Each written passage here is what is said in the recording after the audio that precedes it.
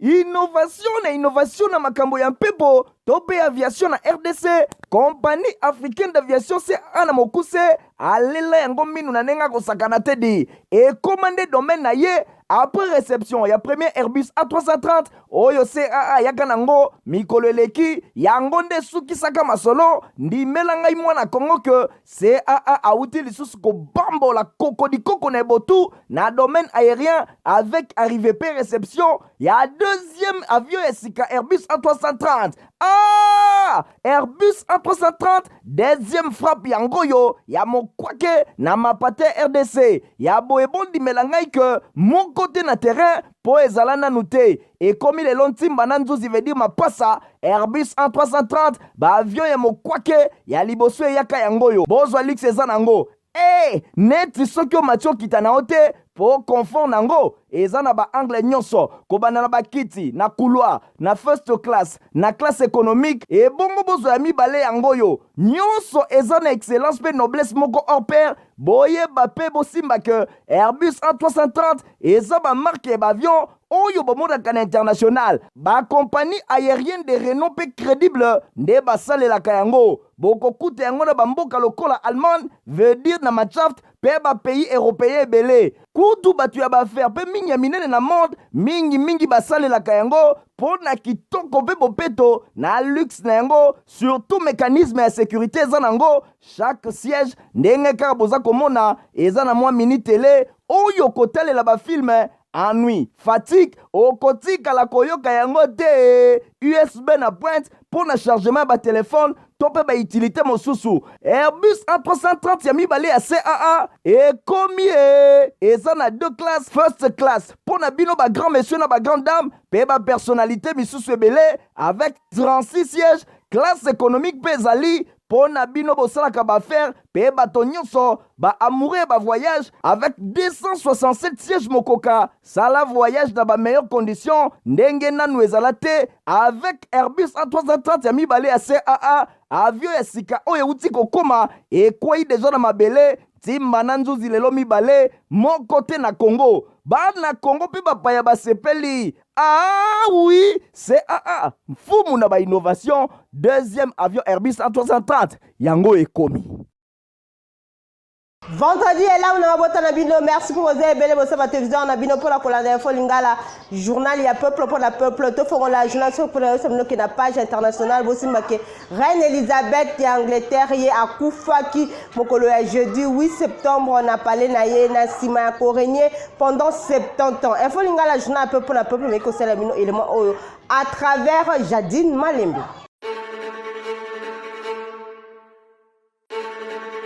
Reine Elisabeth II, Angleterre, akufi na âge ya 96 ans. Bosimba ke monarque ya longévité record na immense popularité. Ye atiki mokili ya bato na âge ya 96 ans. Mokolo ya jeudi 8 septembre na château na ye ya Balmoral na Écosse. Azalaki accompagné na ban na pe bakoko na ye. Reine Elisabeth akufi na âge ya 96 ans. Na poko ya jeudi. Inquiétude komaki réel na Royaume-Uni. Et pa wapi ba médecin ya Reine Elisabeth II ba exprima qui déjà ba préoccupation na bango par rapport ya état de santé na ye alors que famille ba se rassembla qui déjà na château ya Balmoral na Écosse et pa wapi azalaki Buckingham Palace et annonça qui déjà que Reine Elisabeth II akufi paisiblement mokolo ya jeudi na pokwa na château na ye ya Balmoral kuna na Écosse ndenge BBC atalisaki Roi Charles elongo na reine pe bato mingi lokola Camilla bango batikali na Balmoral mokolo ya jeudi soir bakokoma na Londres vendredi ndenge BBC abakisaki drapeau ya palais ya Buckingham ezali bongo en Berne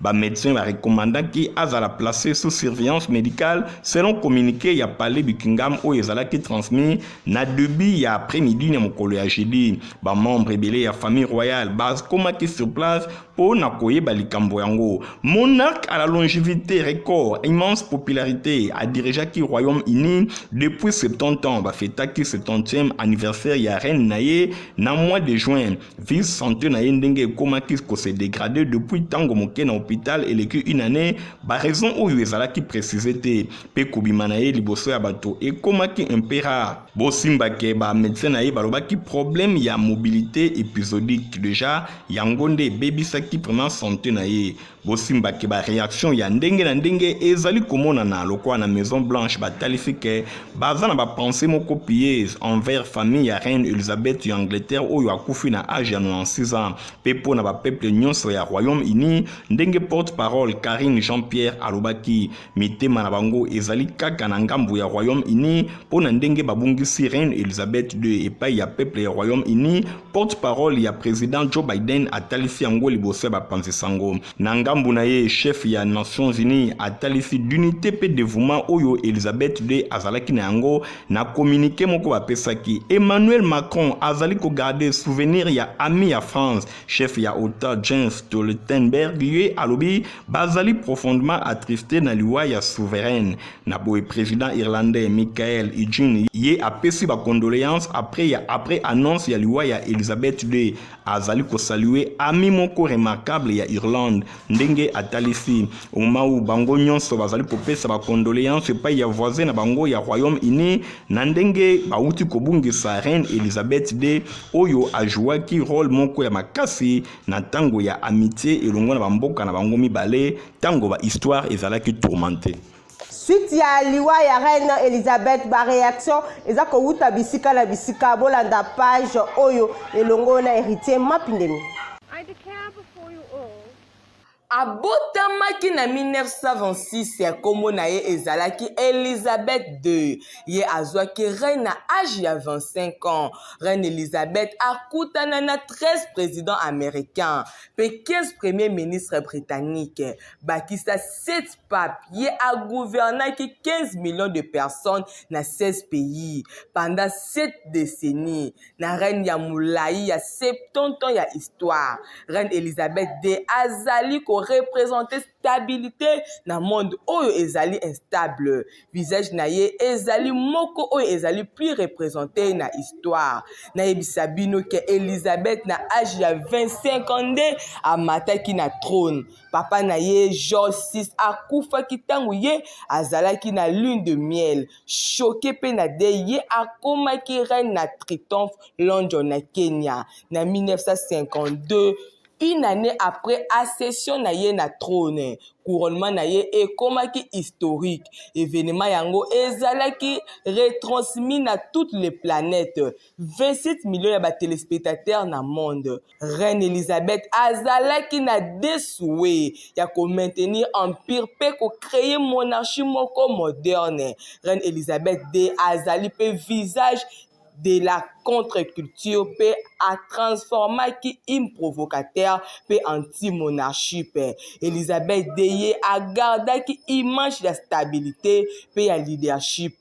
Bosimba ke nouveau roi ya Angleterre e kozala bongo mwana na ye ya liboso Charles III oyo azali na 73 ans. Ye azalaki kaka na 3 ans tango mama na ye akomaki reine. Reine Elizabeth akufi jeudi 8 septembre après 70 ans ya reine. Donc akufi na âge ya 96 ans.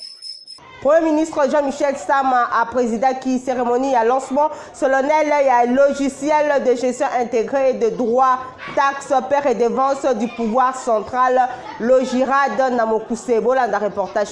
Il y a Nadine Assona. Kozwana maloba Premier ministre Jean-Michel Sama Lukonde Kenge atalisaki ndenge ba réforme ebele ezali initié epai wapi ezali kovize pona komobiliser ba ressources nécessaires na atteinte ya objectif pe na mise en œuvre ya ensemble ya programme ya action ya gouvernement ya République démocratique du Congo et affiché depuis investiture nango détermination oyo ezali ko cesete ko se consolider ezali pona ko trouver ba solution efficace na rythme ya vision ya son excellence monsieur le président de la République Félix Antoine Tshisekedi Tshilombo pona ko améliorer considérablement ba condition ya vie ya population na perspective nango ebele ya ba réforme ezali initié pona ko viser ya ko mobiliser ba ressources nécessaires ya atteinte ya objectif oyo oyo pe mise en œuvre ya ensemble ya programme ya action ya gouvernement bien que na cadre budgétaire ezali ko soutenir programme ya action oyo etikali ouvert na ba appui ya ba partenaires extérieurs ba ressources domestiques eza ko constituer socle ezali pona ko lever ba contrainte oyo ezali lié na mobilisation ya ba recette pe ba ressources domestiques oyo ezo demeurer cheval de bataille ya gouvernement tel que repris na action 12 ya pilier 3 ya programme d'action nango na contexte oyo mise en œuvre ya chaîne ya informatisée ya recette publique ezo constituer enjeu majeur ya action gouvernementale ezali na égard ya ba information importante oyo euti kozala partager et pas ya ba différents intervenants abandi ke awa ayebi solo na ko féliciter ba acteurs oyo bazali ko concours na réalisation ya grande réforme oyo ememi na ministère ya finance wana ezalaki déclaration ya chef ya gouvernement Jean-Michel Sama Lukonde Kenge et pas wapi a salué progrès réalisés à travers ba infrastructure informatique déjà déployée. Namasom Souweba que ministre ya intégration régionale pe ya francophonie pe premier secrétaire général adjoint ya Palou maître Didier Mazenga ye ayambama kitoko lokola roi kuna na gungu pe na Idiofa pona ko préparer arrivée prochaine ya président de la République Félix Antoine Tshisekedi Tshilombo sima naye Michael Bristoto. Gungu ezalaki tombe ndenge nano mutu asala te depuis l'immortel Antoine Gizenga na arrivé pe descente musclée kosakana te ya excellence Didier Mazenga Mukanzu ministre ya intégration régionale et francophonie pe premier secrétaire général adjoint ya parti Lumumbi s'est unifié Paluna Mokuse, le seul et l'unique du trio de la Renaissance dirigé par son secrétaire général et chef du parti Willy Makiashi. Didier Mazenga Mukanzu ayambamaki neti kaka tangu Yesu akotaka na Jérusalem surtout ki ye azalaka leki ya Jésus bozwe lokoyo.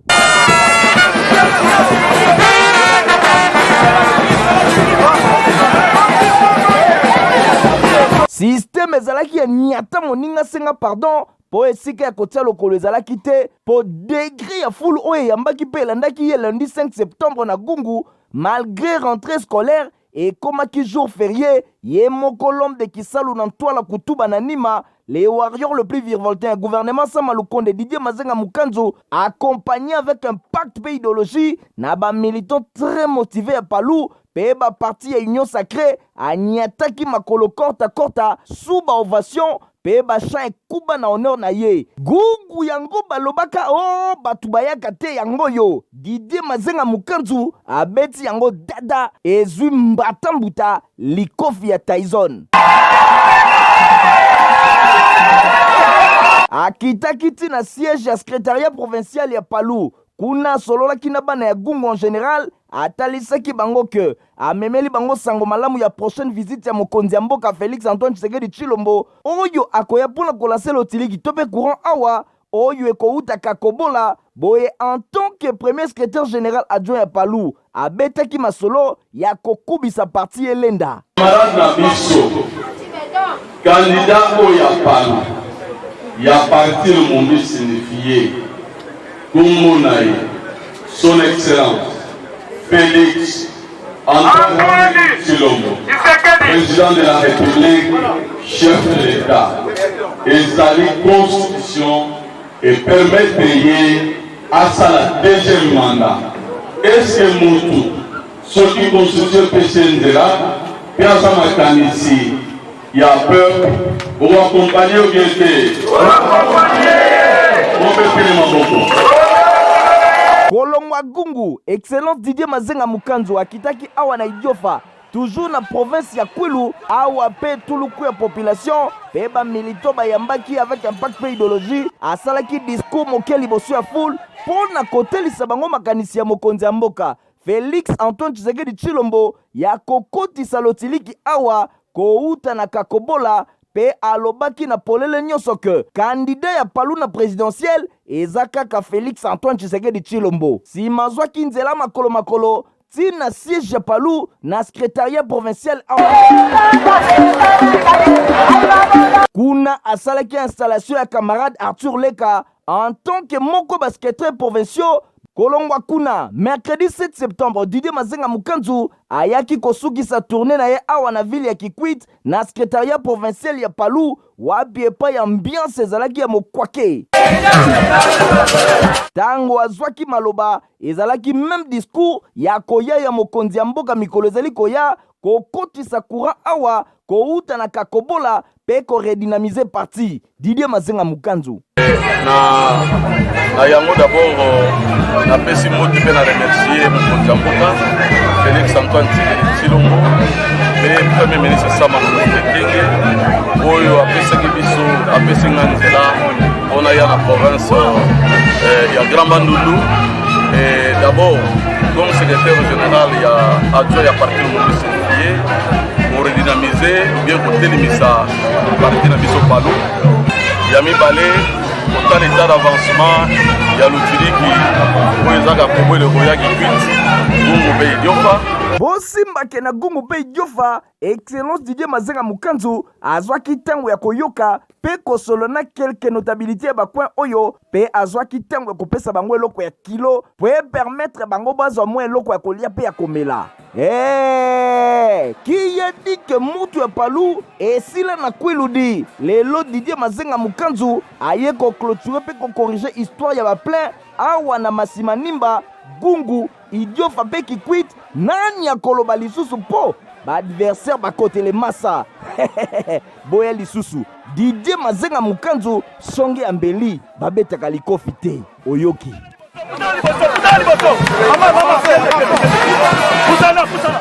Bureau ya Conseil supérieur de la magistrature basalaki réunion mokola jeudi 8 septembre pendant plus de 5 heures du temps na bokamemi ya président na bango Dieudonné Kamuleta Dompendo Longwanza azaki sur place na compte ya Folingala. Bureau ya Conseil supérieur ya magistrature basalaki réunion jeudi 8 septembre pendant 5 heures du temps soit de 11h à 16h na cour constitutionnelle na présidence ya président ya institution oyo Dieudonné Kamuleta oyo pe azali président ya Conseil supérieur ya magistrature na ngambo mosusu ministre d'État ya charge de la justice Rose Mutombo yepe azalaki na séance de travail oyo premier président ya cour de cassation Mukendi président ya haute cour militaire et auditeur général ya haute cour militaire général Likuli ya Bolongo procureur général près ya conseil d'état Iluta procureur général près ya cour ya cassation pe azalaki wana na terme ya grande réunion oyo ministre d'état en charge de la justice alobaki liboso ba panze sango selon ministre d'état Rose Mutombo alobike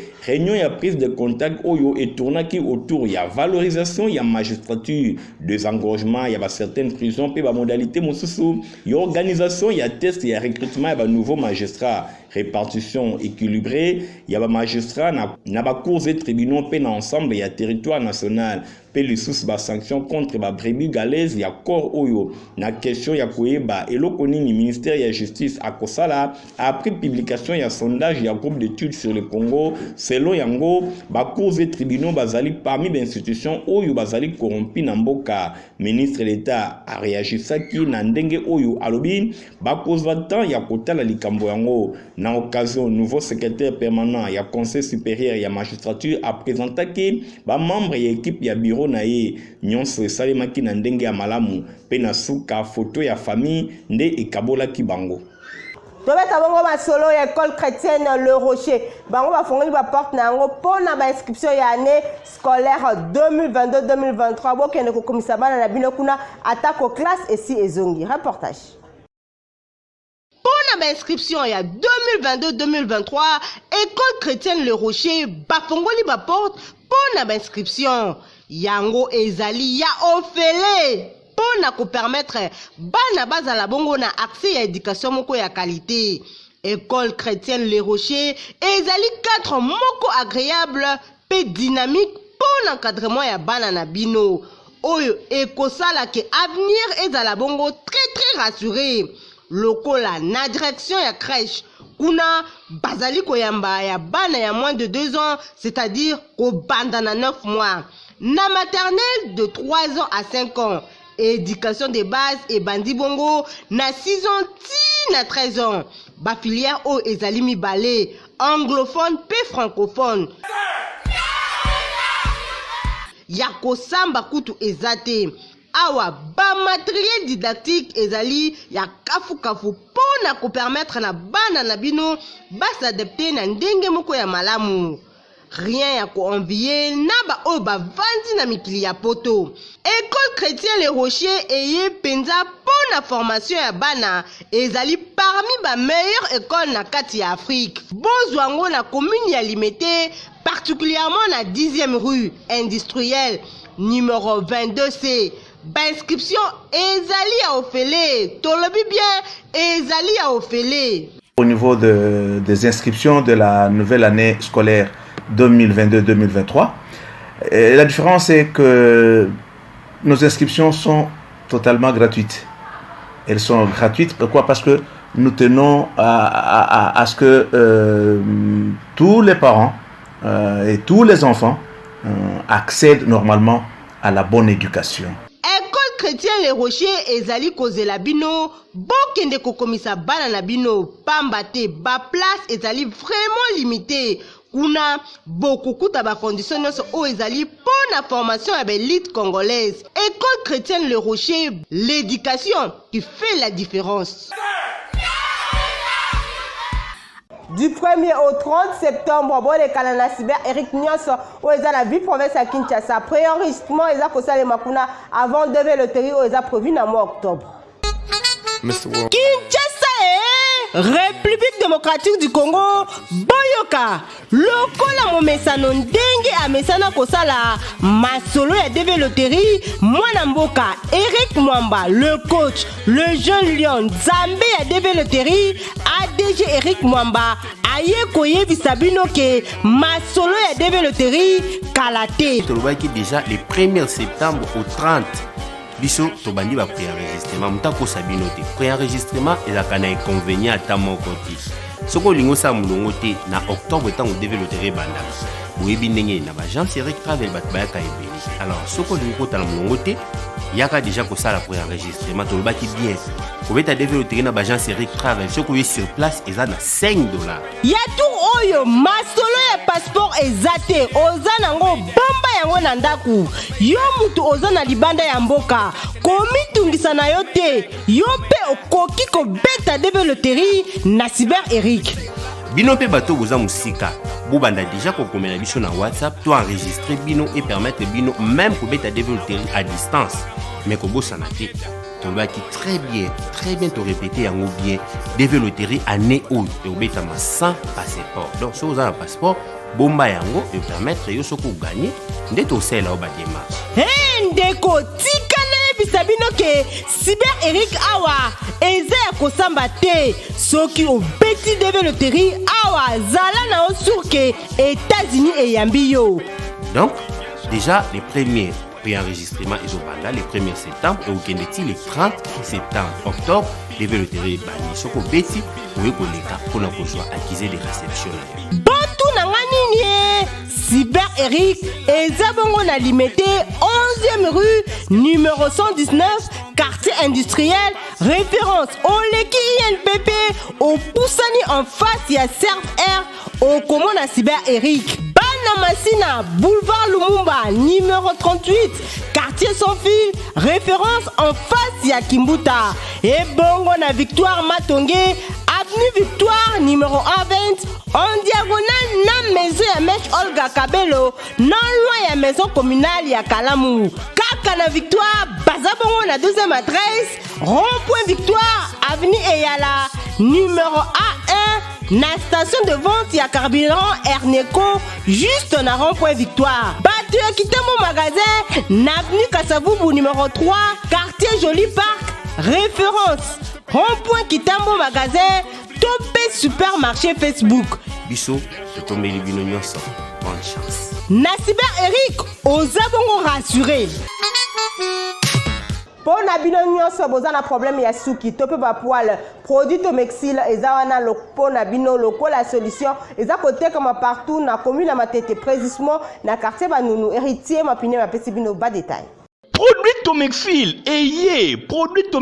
eye po na bino nyonso boza na ba problème ya suki basi pe mibali meme bana oza na ba problème ya suki ebimakate libandi ezali kokola ba poil ezali te produit ezakaka moko babengi Tomexil oyo ekoki koswanye yo ekopesa o solution pe ekosunga yo libandi ekosila pamba te ezalaka maladi etekami esika moko kaka na quartier Banunu 1 numéro 1 na commune ya Matete osombi produit Tomexil eswanye yo. Tomexil eza kisi ya suki tala neti ngai naza wa depuis kala na yebi banani bazayaka wa bazaka na suki te suki bota ba témoignage ezali bomoni pe na bilili eza lokuta te kutu ba photo bozomona ngai mutu nakangaka yango ba photo ebele eza na telefone awa soko ye ba liboso wa bomona kolakisa yo. Tomexil eza vraiment traitement eza wana tango mutu aye liboso totala nano suki na ye tango tokotala suki na ye ba produit ezalaka mibale tango mosusu tokomona suki na yo oyo okosalela directement Tomexil te tokobana na pomade na biso moto oyo tokopesa pomade akozwa pomade akesalela na ndako ti tango pomade esili akozonga rendez-vous epa na biso nde tokotala pomade asali suki bandi kobonga ese akontinue na pomade to suki ebongi akota mbala moko na Tomexil omoni nde tosalaka rector nde komoni tokomi na mire wana meka okopesa sango ça veut dire eza kisi ya pota libumu eza na kisi moko te na Kinshasa wana koloba o eleki rector tango tokomi meka okopesa sango tango koya omona bakisi nyonso eza wana tokoyebiso kisi oyo eza pona boye me rector na yebiso eza kisi hémorroïde eza kisi moko ezale hémorroïde ebimaka libanda ezalaka ebimaka te tango topesi yo conseil nanu kote hémorroïde osali kisi na biso yo nde komemela biso sango. Na cadre pe ya élargir ba activité na bango ONGD de la forêt à la pharmacie DFP na Mokuse bazali ko recruter ba agent marketeur moto nyonso azali intéressé kende na quartier Banunu 1 numéro 1 na commune ya Matete et pa wapi recrutement ya ba agent commerciaux pe ba marketeur ezali ko salema okozala embauché pona kosala mosala na laboratoire Toramac. Dans le cas de info, il y a des journaux héritiers, ma pine, mais ça, les sélections, peu commentaire. Mbote pe boye bulamu na info ya ba journaux oyo to fongoli yango na journal Le Vrai Modérateur auteur a commis 30 litres pour na ba Jeep pe 20 litres pour na ba voiture Ketch. Likambo ya carburant ezali épreuve moko ezali ko dire vraiment makasi natina wana ba autorité ya mboka bazwi mwa ba mesure pona koyeba ndenge nini ko kabola mwa carburant muke oyo ezali nanu komonana en attendant ravitaillement eye bana kosalema na ba bateau oyo ezali kokoma na République démocratique du Congo kala mingi te nyonso ezali kaka pona koluka mwa ba solution pona rareté ya produits pétroliers oyo ezali actuellement kosalema na République démocratique du Congo na ngambo mosusu totikali kaka na même journal Le Vrai Modérateur alobi malgré ba appel ya kimia kasi territoire ya Kwamut pe Bunagana ezali ba sendemi balé na makolo ya gouvernement auteur ake musika pona kotalisa situation ya territoire ya Kwamut et pa wapi bateke na bayaka bazali kobunda depuis un certain temps batu bazali kokufa ekomi kaka ndenge moko na situation ya este na tina wana malgré ba initiative ya ndenge na ndenge ekomi vraiment comparable na Bunagana oyo ezali kosenga na gouvernement ayeba na s'impliquer efficacement pour na trouver solution. Nangambu ya journal La Prospérité alobi rapatriement ya depuis ya fait président Mobutu famille na ye bazali ko poser ba préalable pona bango bazali représenté na Mobutu Zanga ye alobi ba reste ya fait président Mobutu ekoki kokoma awate aussi longtemps que cimetière na bango ya famille et baby sama na mboka badoli te kuna ba profana ba cimetière ya ba membre ya famille na bango oyo ezali eloko moko ya mabe gouvernement esengeli ala kisaba sinyo moko positif pona likambo oyo natina wana nde depuis ya fait président Mobutu CCC ko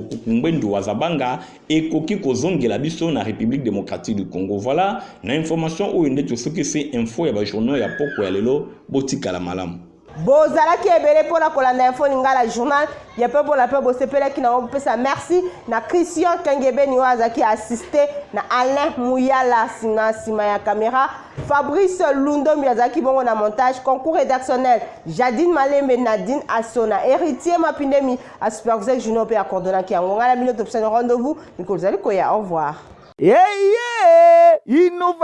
Innovation na makambo ya mpepo tope aviation na RDC. Compagnie africaine d'aviation se ana mokuse alela yango minu na nenga kosakana tedi et commandé domaine na ye après réception ya premier Airbus A330 oyo CAA yaka nango mikolo eleki yango nde sukisaka masolo ndimela ngai mwana Kongo ke CAA auti lisusu kobambola kokodikoko na ebotu na domaine aérien avec arrivée pe réception ya deuxième avion ya sika Airbus A330.